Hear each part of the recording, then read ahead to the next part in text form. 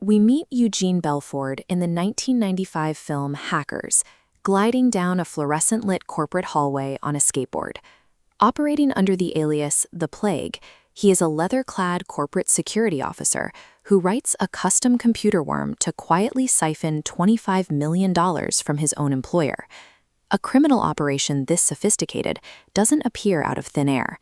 Developing the skills to manipulate global finance from a terminal requires a documented history. Tracing his background reveals an astonishing, decade-long trail, a timeline known as the Unified Fisher-Stevens theory.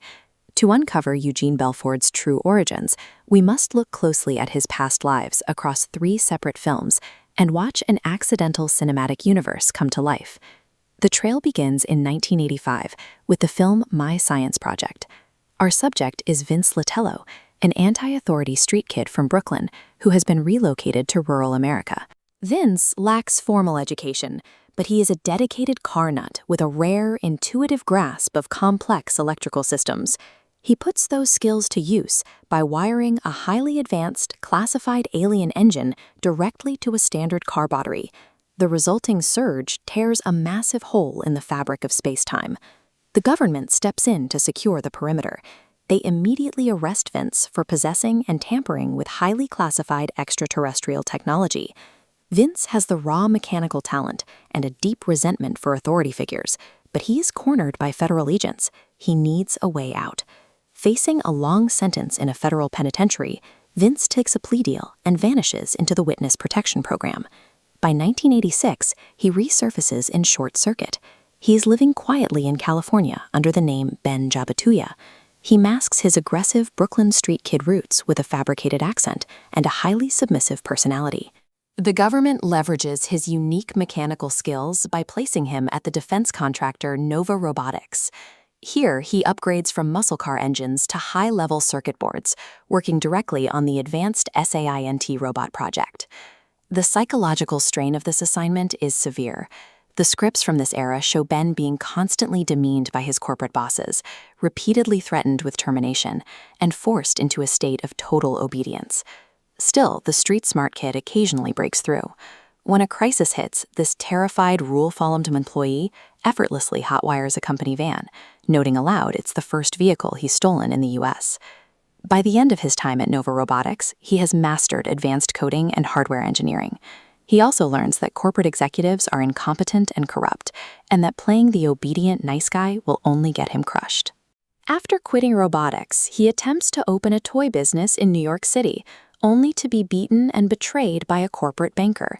This rejection of the nice guy persona leaves him back on the Brooklyn streets by 1993, where he is pulled through an interdimensional portal. Forced to survive in a harsh dystopian metropolis, he adopts his third persona, Iggy, a punk rock henchman taking orders from a ruthless dictator. Behind the scenes, actor Fisher-Stevens realized the dialogue written for his character was terrible. Instead of taking orders, he actively hijacked the role, rewriting the script on set. Stevens wrote an entirely new sequence involving a device called the Devo Chamber, a machine specifically designed to drastically elevate his character's intelligence. In universe, the mechanic emerges from the machine reciting mathematical equations. He has been force-evolved into a genius who immediately drops his subservience, helps overthrow the dictator, and returns to Earth. We arrive back in 1995. The subject emerges in Hackers as Eugene Belford, finally operating at his maximum potential. He retains the physical agility and street-level defiance of his original identity, Vince Latello.